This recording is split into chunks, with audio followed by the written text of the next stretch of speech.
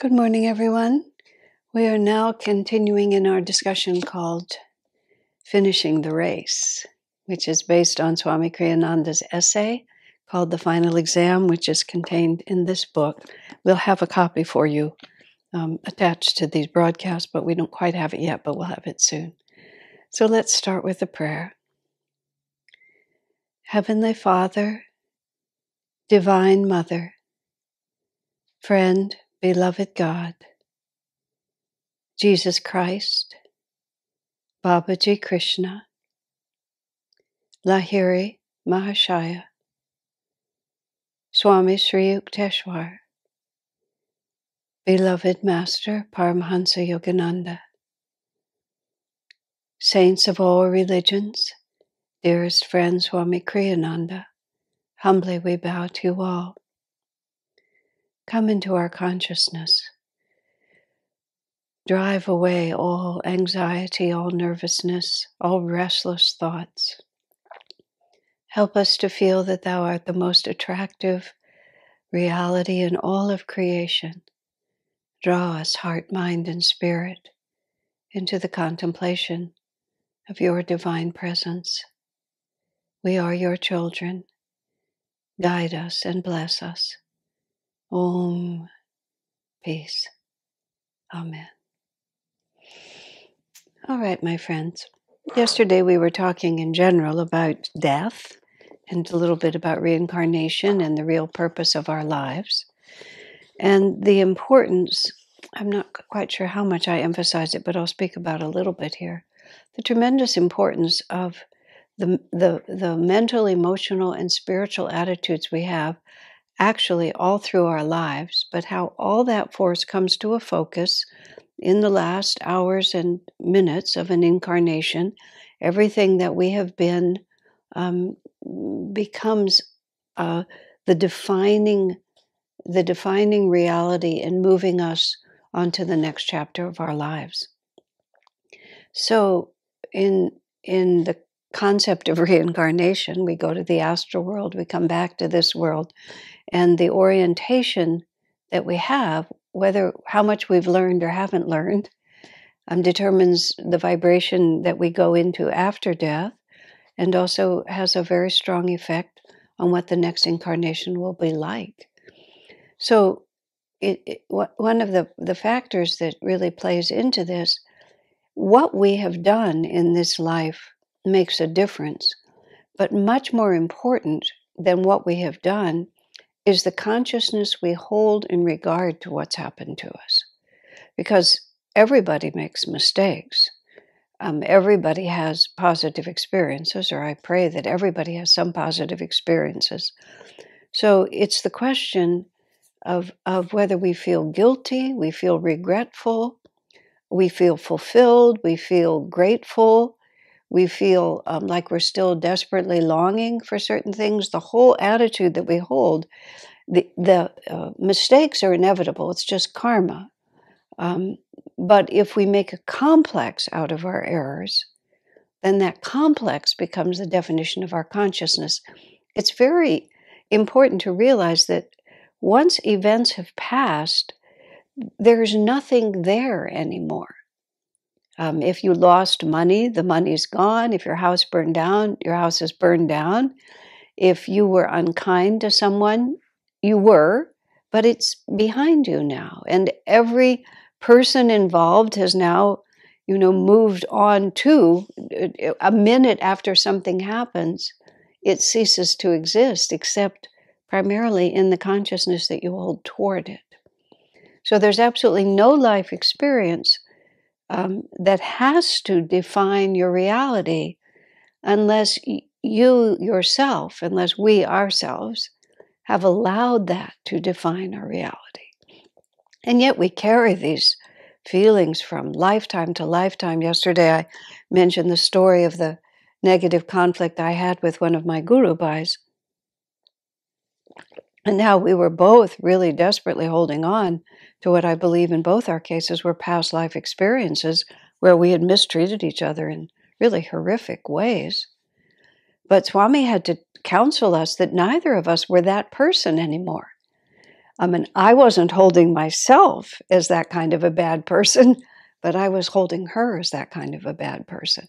I had allowed myself to change and move on, but I hadn't allowed her to change and move on. And so in my mind, I'm still holding this negative picture, which is profoundly distorting my present relationships. Plus, it's also creating within me that kind of dissonance. And that kind of dissonance is a vibration, and that vibration will determine my future. Everything that you are today is the result of yesterday. Everything that you are tomorrow is the result of today.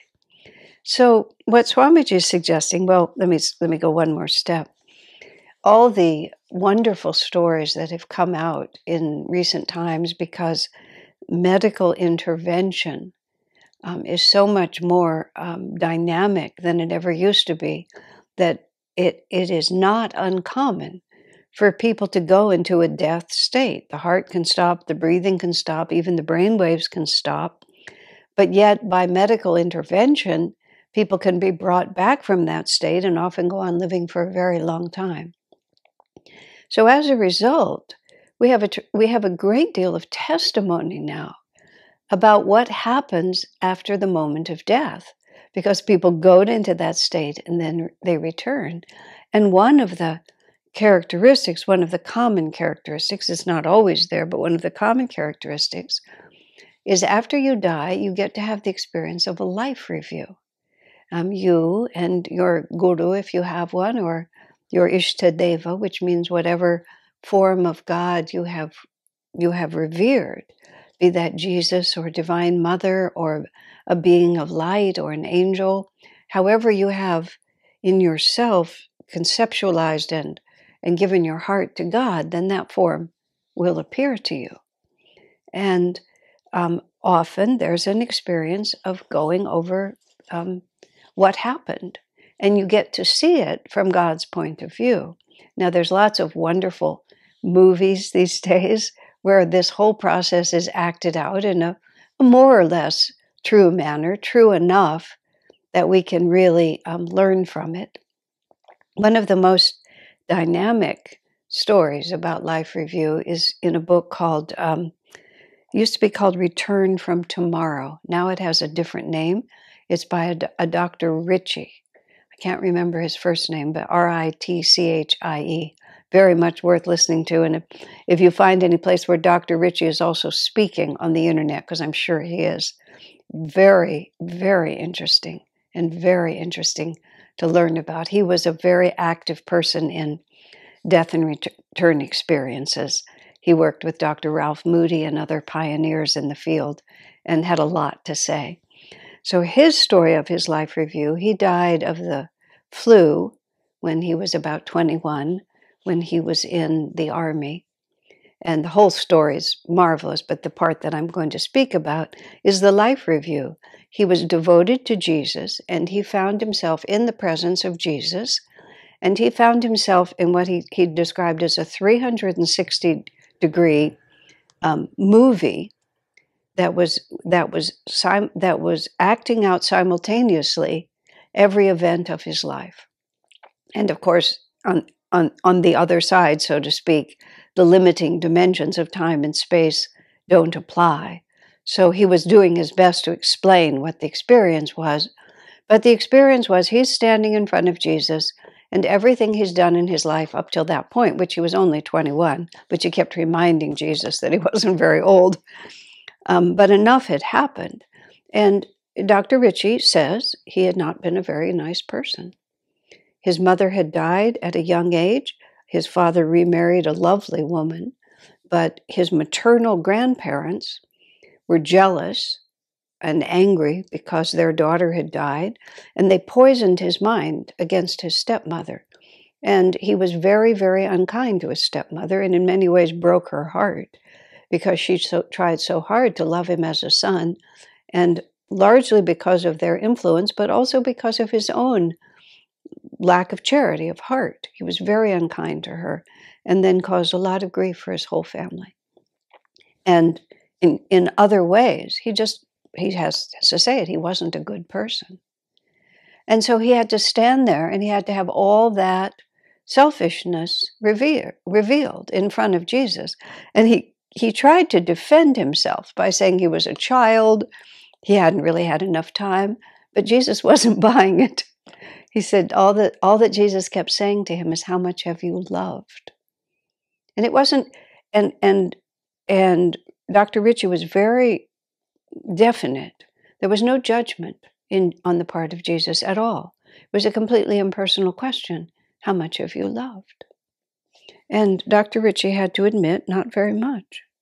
And he realized that all the things that he thought were important in his life, what he was accomplishing and doing and where he was going and what he was doing, were really quite unimportant compared to the single question Jesus kept asking him, how much have you loved? And when he was returned to his body, he totally turned his life in another direction, and how much can I love became the only question that was worth answering. And he followed a very distinguished and noble career, but he said he never lost track again of what was really important. Now, that's just one example of a life review, but many, many people tell the same story. You just look back at everything you've done, and you have to come to terms with it from the divine point of view.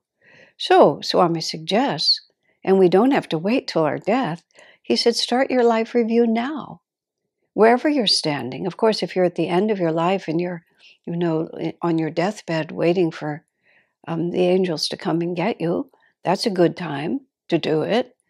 But why not now? I in my own life, it's not as if actually, I pretty constantly am doing it. Why leave unfinished business?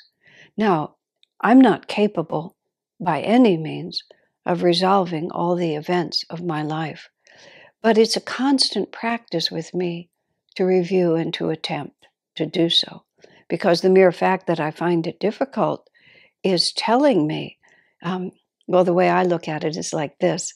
It's bad enough that I've had to face this karma in this life. I don't want to face it in the next one. Enough already. And I know if I don't master the lessons, or at least make significant progress in the lessons that these events are trying to teach me, then I'm just going to have to get hit hard and start all over again. So Swami gives a few specific directions for life review, which we'll start talking about now. He said, go over your life up to the present moment.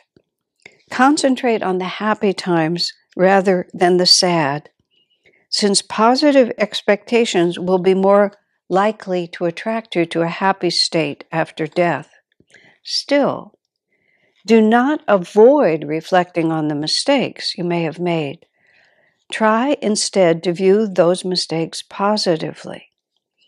And then he says, what it means to, we have to start by saying, what does it mean to view those mistakes positively?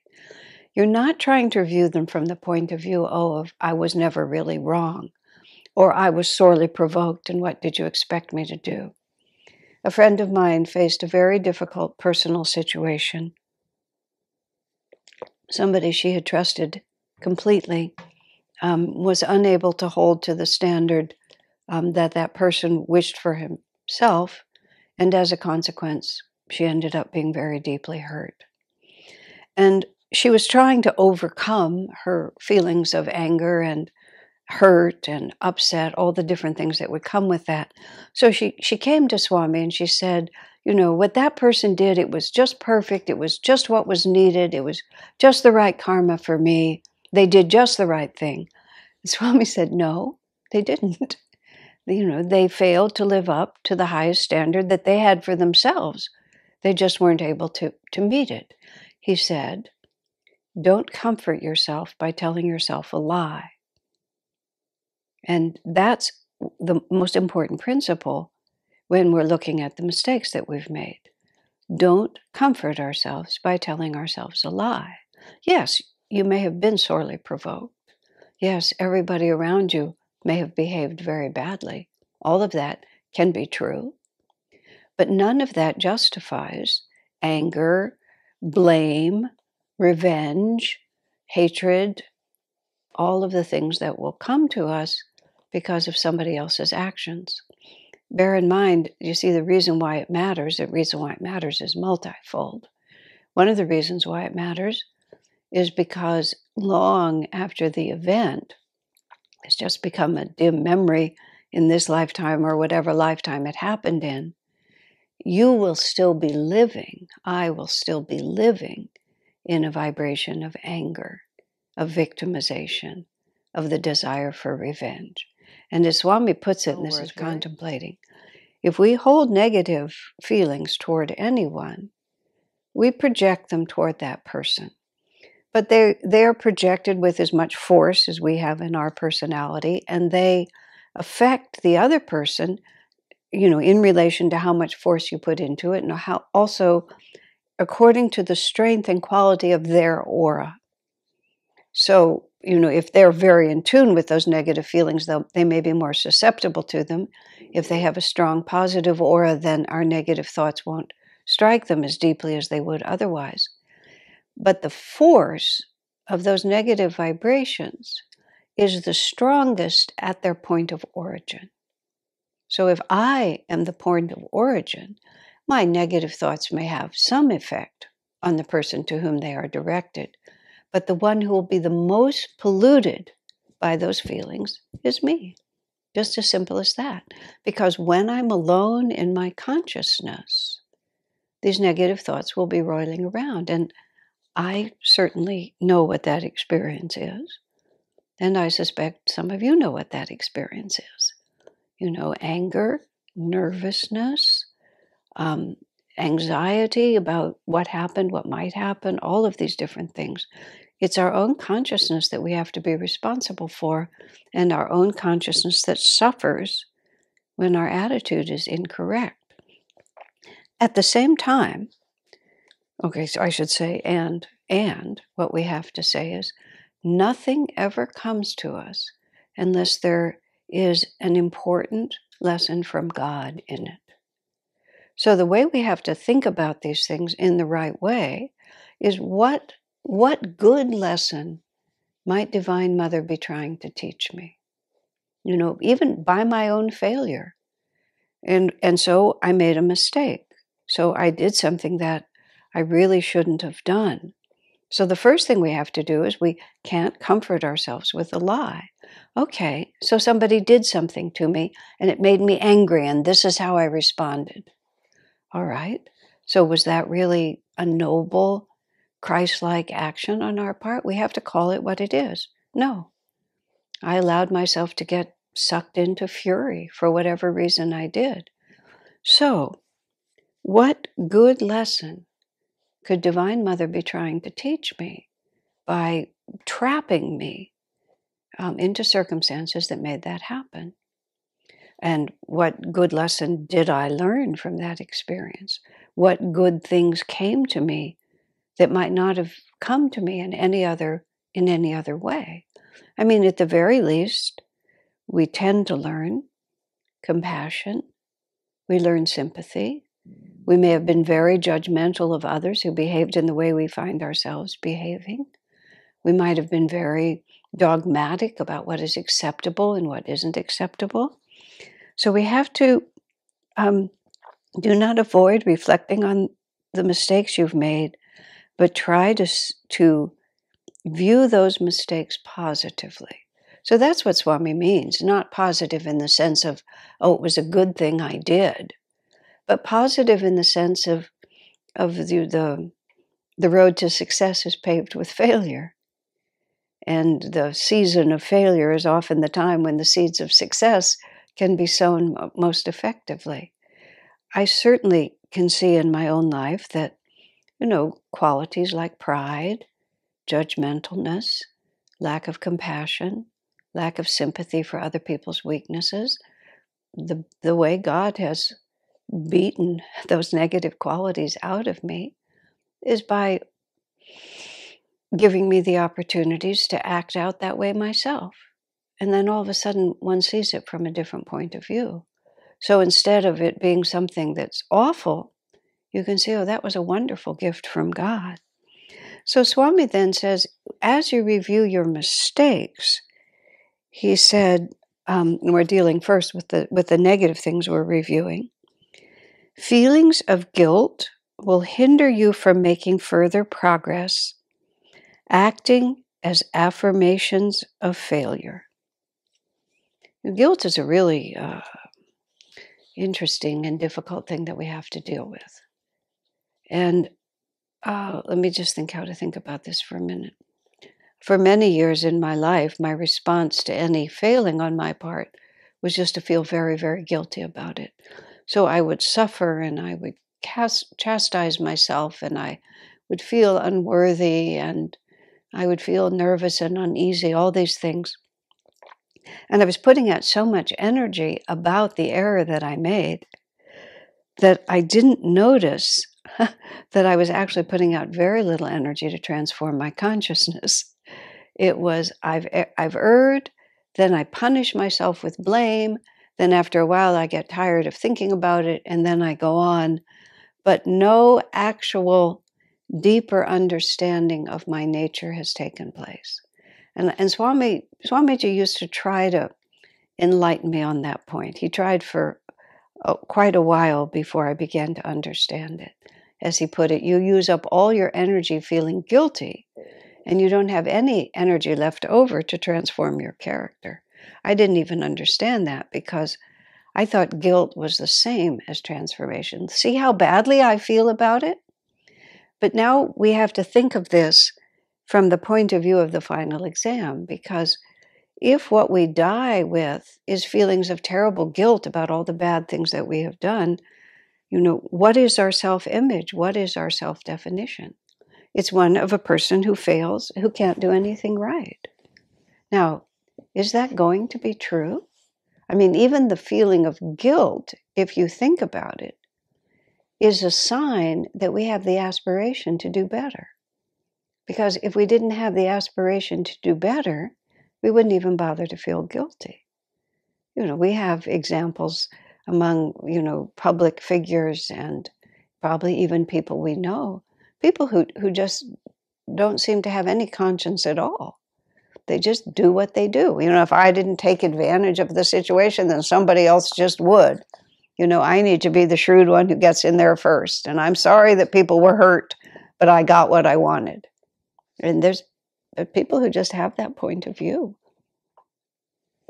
It's a very Vaishya attitude, meaning the classic second caste, where if I get what I want, it doesn't matter what happens to anyone else. By the time you can feel guilty about your wrong actions, that means you have moved into the Kshatriya caste already. The Kshatriya caste is motivated by ideals. So now that I can see that was really a wrong attitude, enough to feel guilty about it, that actually means that I'm really progressing. Because the other thing you have to understand is the only way we actually learn is by direct experience. We can be helped by the articulation of others. Even here, I spend hours of my every day articulating these principles as Swami explained them to me, in the hope that it will help you to move through some of the hard times that I've had to move through, that everybody has to move through. But I know for a fact, what I say will only make sense to you and only be meaningful to you if some way it resonates with your own experience. I mean, that's why we're drawn, to certain teachings and not to others, or not at all. If you've ever tried to persuade someone, just as I was describing, to a higher way of understanding their own actions and their own place in life, but there's nothing in their own experience that resonates with that, it doesn't matter how persuasive your conversation is, they just won't hear it. I've shared with you many times, but it's perfectly apt here. Very early in my spiritual life, I tried to convert a friend of mine. For some reason, the string I picked it up by was the futility of desire, that you just fulfill your desires and then they don't really give you what you want. To me, this was a very compelling reason why we need to work on our consciousness, and we need to diminish as much as possible all this pull into the outside world. And I was dealing with it on a very fundamental level, new clothes, new furniture, new playthings, whatever it might be, and how there's a thrill for a while, but then gradually it just becomes ordinary and you don't think about it anymore. So I thought this was a very compelling argument, and my friend was agreeing with me for a while, but then she had her own answer. Yes, it's true. Desires only last, the fulfillment of the pleasure of a fulfilled desire is short-lived. Therefore, you have to constantly be starting in with new desires. You have to always be wanting new things so that you can then acquire those and have another short-lived period of fulfillment, and then you start on the next one. Because there was no experience in her heart of the anguishing monotony of that. So from that point of view, if we knew that such and so action was really not going to bring us the happiness we expected, we would never have done it. Because we would have known. I don't go around, I don't cut myself like some people do. I'm not inclined to steal money from other people. I've never raised my hand in anger toward anyone. It's never crossed my mind to do it. Because I know it's not going to bring me what I want. And I'm not even tempted. And according to Sanatana Dharma, the reason I'm not tempted is because I tried it and it didn't bring me what I wanted. And it's a very overwhelming thought to realize that. But that's what Master said. Everything that we're not drawn to do anymore, it's because we've tested it, we found that it doesn't bring us happiness anymore, and we're no longer interested in doing it. So where you stand, if you're listening to this at all, is already, there's this vast number of things. There are people all over the world who are breaking the law, who are stealing from their friends, who are chiseling their siblings out of their inheritance, who are striking people in anger, who are abusing others. I mean, make a long list of things that most of us are not at all inclined to do. But we can still be impatient with the people that we love. We can still be profligate in the way that we speak and say things that we didn't really want to speak. We can have angry feelings in our hearts. And there are people more advanced than us who are never tempted to do those things. Why are they never tempted? Because they stood where we're standing. They acted on those impulses. They discovered that it produced suffering, not happiness. And now they're not tempted anymore. So that, above all, is the positive way that we view our mistakes. Necessary experience in order for me to learn important lessons. So we'll pick it up from that string tomorrow and finish that thought. God bless you.